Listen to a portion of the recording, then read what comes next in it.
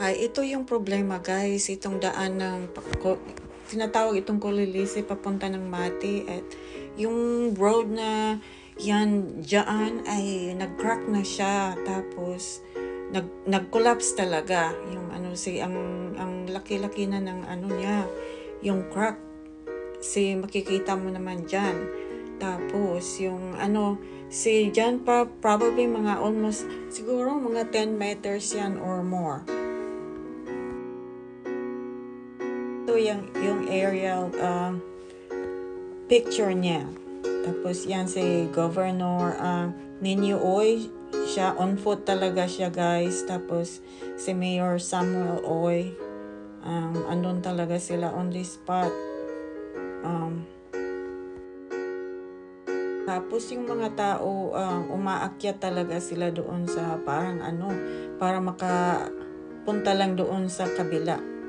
Ito naman, makikita mo talaga yung crack niya. Andyan, nakakatakot. Grabe, sobra. And, yan ang problema ngayon. Paano makapunta yung mga tao sa Mati?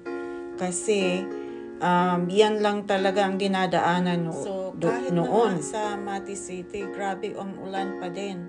And, it seems like everywhere, and the governor is so busy trying to handle things. And ayan, makikita mo naman.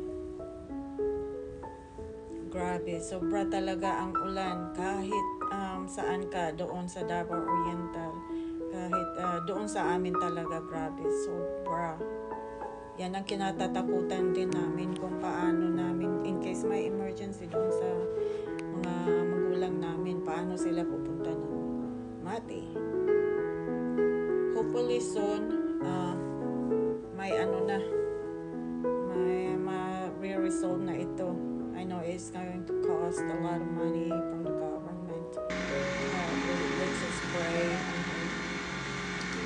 And for the meantime, ito ngayon yung transportation, yung bangka, pangload. Doon sa amin, ito kasi yung doon nagbe-base yung mga bangka. And then, papunta sila ng Tagabakid. From Tagabakid, papunta na sila doon. Lilipat naman sila ng sasakyan. Either jeep or tinatawag nilang bao-bao. So, yan ang solution for the meantime na makalabas yung mga tao doon, especially doon sa amin. Parang kasi doon ang hirap talaga, yung main kasi yung bumagsak ang daan. Kaya ito lang muna ang solution, I guess. Ang dami kasing landslide doon. Kaya siguro napiktuhan talaga yung daanan. So ito na yung papunta ka na ng Tagabakid nito. Tapos dito, hihinto yung bangka.